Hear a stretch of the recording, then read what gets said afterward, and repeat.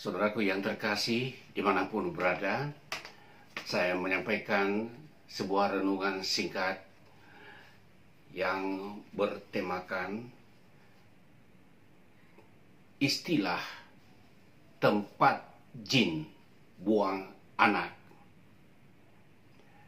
Saya membaca dua ayat firman Tuhan yang ditulis oleh Rasul Paulus dalam 1 Korintus pasal 10 ayat 32 dan 33, dan nanti dari surat Kolose pasal yang ketiga ayat yang ke-17.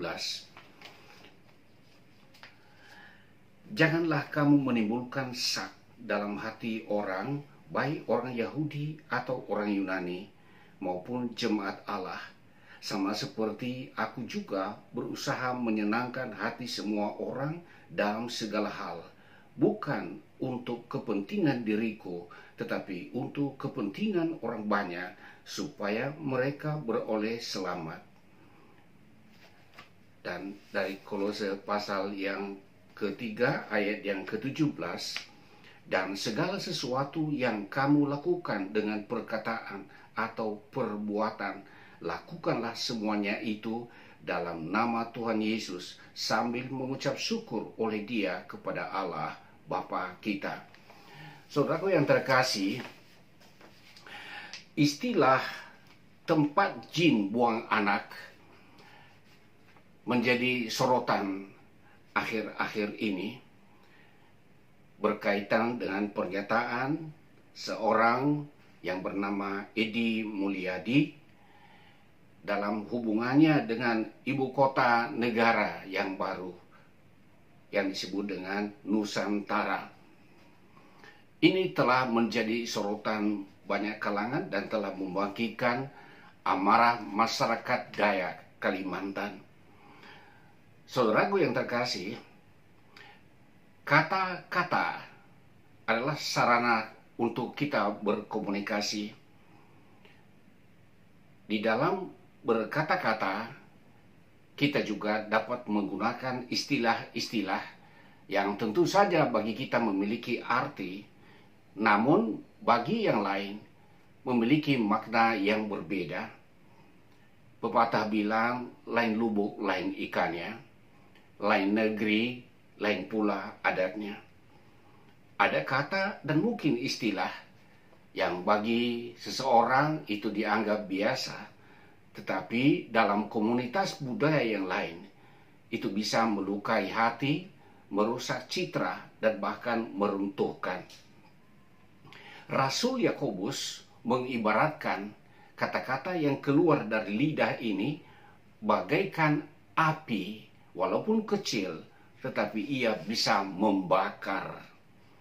Itulah sebabnya di dalam hal kita bertutur kata, memang harus berhikmat dan kita memilah-milah apa yang patut kita ucapkan. Berhikmat dalam bertutur kata menjadi keharusan dalam interaksi budaya yang berbeda-beda. Sebab kata atau istilah dalam komunitas yang satu itu bisa berbeda maknanya pada komunitas budaya yang lain. Saya contohkan dengan pengalaman ponakan saya, seorang wanita. Ketika beberapa tahun lalu ia berkunjung ke rumah abang kandungnya. Mereka ini sama-sama berada dalam wilayah Kabupaten Nias Selatan, tetapi berbeda kecamatan. Dengan beda kecamatan saja, ada istilah yang berbeda dalam penggunaan sehari-hari. Tatkala ia sudah ada di rumah abangnya, ia berdiri di depan rumah dan ia memperhatikan seekor ayam jantan. Ekornya lucu, karena umumnya yang namanya ayam jantan pasti memiliki bulu ekor yang banyak dan panjang-panjang.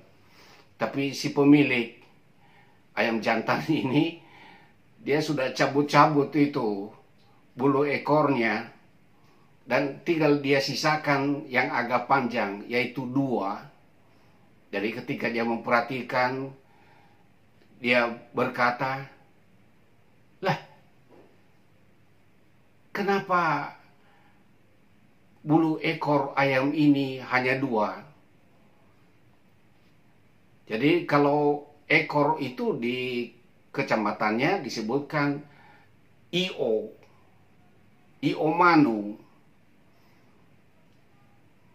Saat dia mengatakan itu bertepatan 3 orang pemuda yang lewat, dan mereka mendengar itu, air muka mereka langsung menunjukkan sikap yang tidak suka. Seperti ada rasa-rasa mau marah. Karena kata Io di daerah itu sangat kasar, dan itu digunakan untuk memaki orang. Io dalam pengertian mereka itu menunjuk kepada alat kelamin pria, dan itu sangat kasar dan biasa digunakan untuk memaki orang lain. Tetapi beberapa langkah mereka lewat, lalu mereka bertemu dengan seorang wanita yang kebetulan itu adalah kakak iparnya sendiri. Dan dia bertanya, itu siapa itu perempuan itu? Oh, itu adik suami saya. Dia bukan orang kita di sini. Dia berasal dari kampung lain. Jangan ambil hati ya. Itu kalau di kampung mereka sebutkan Io. Bukan seperti kita di sini. Kalau namanya ekor ayam disebutkan Gio Manu. Hanya beda 1 huruf G. Ya, di kampung ponakan saya disebutkan Io Manu. Di kampung abangnya ini disebutkan Gio Manu. Itu namanya ekor ayam. Dan setelah diberikan pengertian, akhirnya mereka paham, oh, bukan orang kita di sini. Jadi pantas dia tidak memahami makna istilah yang kita gunakan di sini. Saudaraku yang terkasih, dalam berbagai kesempatan, Edi Mulyadi sudah menjelaskan bahwa maksud istilah yang dia gunakan itu menunjuk kepada tempat yang menjadi ibu kota di Kalimantan Timur yang disebut dengan Nusantara, yaitu suatu tempat yang jauh, yang sepi dan seram. Nah, memang makna yang dijelaskan itu dapat kita pahami. Tetapi maknanya bagi kelompok budaya yang lain itu bisa memiliki makna yang sangat kasar, yang sangat tajam, bisa dianggap menghina dan merendahkan. Itulah sebabnya kita perlu berhikmat dalam hal menggunakan istilah ketika kita bertutur kata. Setidaknya bila mana kata-kata atau istilah itu secara harfiah bisa mengandung makna ganda atau lebih dari satu seperti yang kita pahami, maka kita seyogianya menahan diri untuk tidak menggunakan istilah itu dalam komunikasi publik. Seperti halnya Rasul Paulus, ia mencontohkan dirinya kepada kita bahwa ia berusaha untuk tidak menimbulkan batu sandungan, tidak menimbulkan sak bagi orang lain, baik dalam hal perkataan maupun di dalam perbuatan. Itulah sebabnya tatkala ia berkomunikasi dengan kelompok budaya tertentu, apakah itu kelompok Yahudi maupun kelompok Yunani, lebih dahulu ia sudah memahami hal-hal yang patut ia katakan dan hal-hal yang tidak patut ia katakan. Karena motivasinya adalah untuk membangun hubungan yang baik, komunikasi yang baik, tanpa menimbulkan batu sandungan bagi yang lain.